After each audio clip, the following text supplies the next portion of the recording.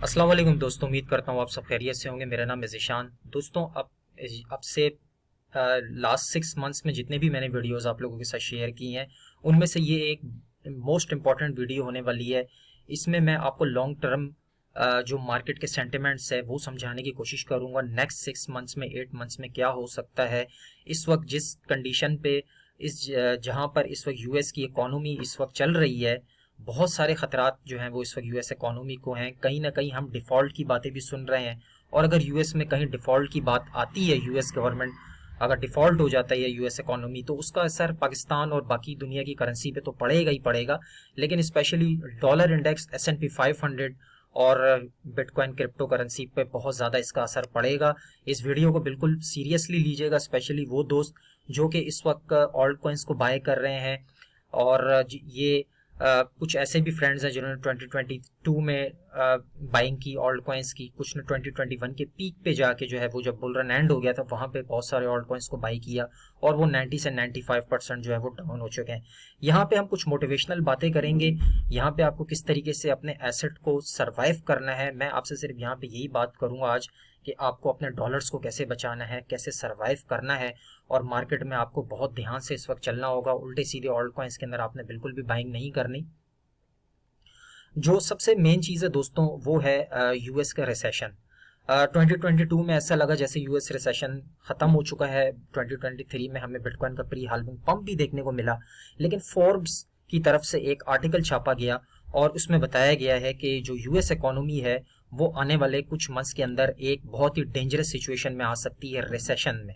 ठीक है, तो यहाँ पे इन्होंने जो बताया है, यहाँ पे the New York fade recession probability indicator suggest there is a 68.2% chance of a US recession some time in the next 12 months. ये मोस्ट इंपॉर्टेंट हेडलाइन है, इससे आपको काफी सारी चीजें भी समझ आ गई होंगी कि इस वक्त फोर्ब्स की तरफ से ये बताया जा रहा है कि 68% चांस है कि यूएस की जो इकोनॉमी है यूएस रिसेशन में जा सकता है नेक्स्ट 12 मंथ्स तक। और नेक्स्ट 12 मंथ्स तक हमें बिटकॉइन की हाल्विंग भी देखने को मिलेगी। और उससे पहले पहले अब यहाँ पे अगर हम इंटरेस्ट रेट की बात करें दोस्तों, तो जो यूएस इंटरेस्ट रेट है वो भी नीचे जा रहा है, और S&P 500 भी ऊपर जा रहा है। लेकिन यहाँ पे हमारे साथ बहुत बड़ी गेम हो सकती है, क्योंकि यूएस की जो मार्केट है उसको हम यूएस स्टॉक मार्केट बोलते हैं, और जो बिटकॉइन है, बीटीसी जो है, और क्रिप्टो मार्केट जो है वो यूएस स्टॉक मार्केट को फॉलो करती है। तो ये मंथली टाइम फ्रेम का चार्ट दोस्तों मेरे पास ओपन है। थोड़ा सा मैं आपको पीछे लेके जाना चाहूंगा। यहाँ पे अगर हम लास्ट जब बीटीसी ने 2020 में अपना बॉटम किया था हाल्विंग के करीब करीब, तो ये वाला जो एरिया आपको दिख रहा है यहाँ पे, ये मैं आपको सर्कल करके दिखा देता हूँ। यहाँ पे S&P 500 ने जो है वो कुछ इस तरीके से जो है वो ऊपर जा रहा था। ठीक है, उसके बाद जब बिटकॉइन की हाल्विंग का टाइम करीब आया, और यहाँ पे फिर हमें S&P 500 ने मंथली टाइम फ्रेम में एक बड़ा क्रैश हमें देखने को मिला, और जो पिछला लो बनाया था उससे हमें 2 मंथ्स के अंदर अंदर जो है वो बीटीसी ने उससे स्टॉक मार्केट ने उससे नीचे का लो लगाया। अब यहाँ पे अगर हम मंथली टाइम फ्रेम में देखें दोस्तों, तो हमें एक राइजिंग वेज बनता हुआ नजर आ रहा है। ये बड़ा टाइम फ्रेम है, यानी कि मैं आपसे ये नहीं कह रहा कि ये कहानी जो है वो नेक्स्ट 2-3 मंथ्स के अंदर होगी। यहाँ पे हमें वेट करना है नेक्स्ट 12 मंथ्स के अंदर अंदर।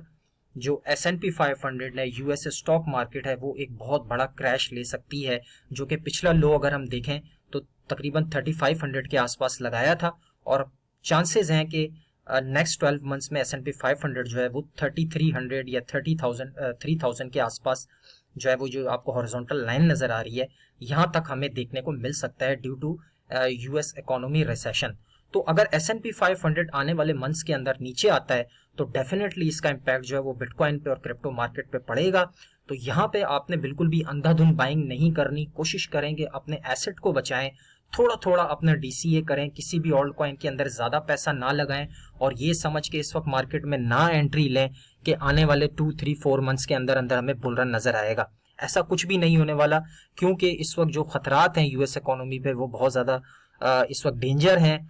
और इकोनॉमी इस वक्त यूएसए के डिफॉल्ट होने की भी बातें हो रही हैं, और अगर डिफॉल्ट होता है तो सबसे पहला इम्पैक्ट यूएसए स्टॉक मार्केट पे, S&P 500 पे पड़ेगा, और उसके साथ साथ बीटीसी पे पड़ेगा। यहाँ पे दोस्तों अगर हम इस वक्त करंट प्राइस की बात करें दोस्तों की 26,685 पे ट्रेड हो रहा है। अगर मैं डेली टाइम फ्रेम में जाऊं तो ये जो व्हाइट लाइन आपको नजर आ रही है ये 100 मूविंग एवरेज है, जो कि इस वक्त बहुत इंपॉर्टेंट है, इसको होल्ड करना। अगर बीटीसी इसको होल्ड कर जाता है तो फिर हम वापस से 30,000 की तरफ से एक और विक देख सकते हैं। लेकिन अगर यहाँ से रिजेक्शन होती है तो फिर हम बहुत बड़ा फ्री फॉल देख सकते हैं। पहला हमारा जो डाउनवर्ड टारगेट होगा वो होगा 25,200। अगर वहां से भी बाउंस नहीं मिलता तो फिर हम जो हमारा सीएमई गैप होगा और जो कि 20,000 के अराउंड होगा वहां तक हम जा सकते हैं। क्योंकि अगर हम प्री हाल्विंग की बात करें दोस्तों तो ऑलरेडी अगर मैं मंथली टाइम फ्रेम में आपको दिखाऊं प्रीवियस साइकिल के हिसाब से तो बीटीसी ने अपना जो प्री हाल्विंग है वो तकरीबन कर चुका है। ये मेरे पास मंथली टाइम फ्रेम का चार्ट है। अगर मैं इसको पिछले चार्ट के साथ कंपेयर करूं 2018 में, तो 2018 में यहाँ पे आप देख सकते हैं ये जो आपको 3-4 ग्रीन कैंडल्स नजर आ रही हैं ये प्री हाल्विंग पंप था, यानी कि हाल्विंग से पहले का जो ईयर था हमारे पास। और अभी अगर हम देखें तो हमारे पास 4 कंसेक्यूटिव मंथ से जो बिटकॉइन ने एक हायर हाइज बना रहा था, यानी कि ऑलरेडी 100% इंक्रीज हुआ। उसके बाद जो मंथली कैंडल मई की है ये बहुत ज्यादा डेंजरस है।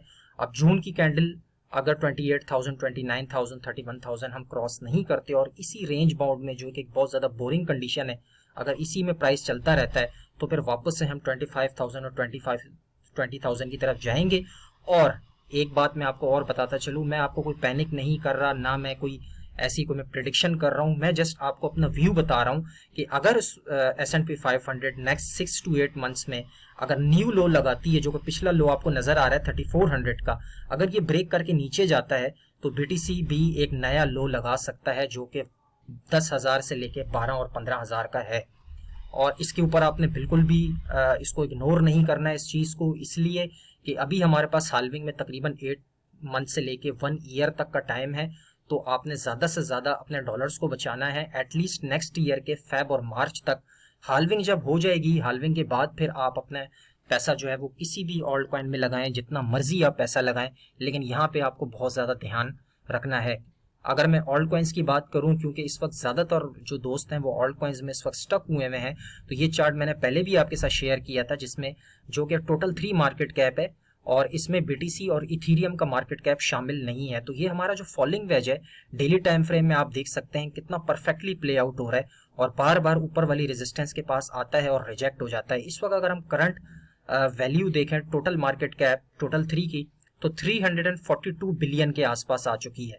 और अगर ये नीचे आता है और ये अगर आता है यहाँ पे तकरीबन नीचे वाली सपोर्ट के पास, तो ये 244 बिलियन यानी कि 70 to 80 बिलियन डॉलर मजीद ऑल्ट कॉइन्स में से नेक्स्ट आने वाले 6-7 मंथ्स में जो है वो निकल सकता है। अगर बीटीसी वापस से 15,000 की तरफ आता है नेक्स्ट ईयर 1 ईयर तक, और जिसके चांसेस भी बहुत ज़्यादा हैं, तो ऑल्ट कॉइन्स आपको यहाँ से मजीद 90-80-90% तक और ज़्यादा क्रैश होते हुए दिखेंगे।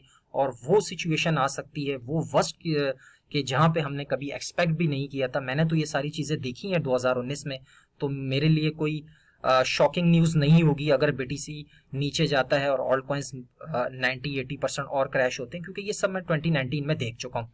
स्पेशली जो न्यू बायर्स हैं जो अभी मार्केट में एंटर हुए हैं या 1-2 साल से हैं, तो उनके लिए एक शॉकिंग मैं समझता हूँ वेव होगा कि अगर ऑल्ट कॉइन्स यहाँ से 80% क्रैश हो जाएंगे। अगर 80% क्रैश होते हैं तो ऑलमोस्ट ऑल्ट कॉइन्स जीरो की तरफ जा सकते हैं, और वही टाइम होगा जब हम अपना पैसा जीरो कर चुके होंगे, हाल्विंग बिटकॉइन की करीब होगी, और वहां पे फिर वापस से ऑल्ट कॉइन्स रिकवर होने शुरू होंगे। तो थोड़ा थोड़ा डीसीए करें, कहने का मकसद ये सब कुछ ये है कि ऑल्ट कॉइन्स में थोड़ा थोड़ा डीसीए करें, हर मंथ के हिसाब से थोड़ा थोड़ा बाय करें, पूरा एसेट मार्केट में ना लगाएं। कोशिश करें कि अगर आप लॉन्ग शॉर्ट भी कर रहे हैं इस मार्केट में तो अपना स्टॉप लॉस लाजमी लगा लीजिएगा, क्योंकि अगर हमें यहाँ से बड़ा क्रैश देखने को मिलता है बीटीसी के प्राइस में तो डेफिनेटली ऑल्ट कॉइन्स और ज़्यादा मुतासिर होंगे। तो उम्मीद है आपको काफ़ी सारी बातें मेरी समझ में भी आई होंगी।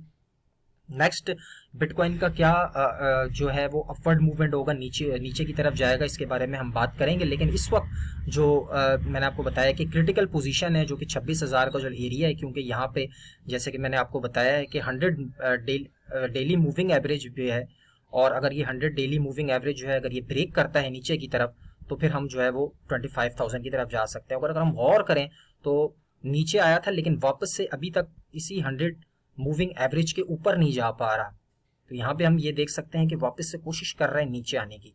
तो अगर नीचे आता है तो 24,000 के पास मैं एक लॉन्ग की एंट्री लूंगा शॉर्ट टर्म में वापस से 25,000 26,000 की तरफ, तो एक शॉर्ट टर्म में हमें प्रॉफिट हो सकता है। मैं वेट करूंगा 24,000 पे अगर मिलता है तो आप एक लॉन्ग की छोटी सी पोजीशन कम लेवरेज के साथ बना सकते हैं।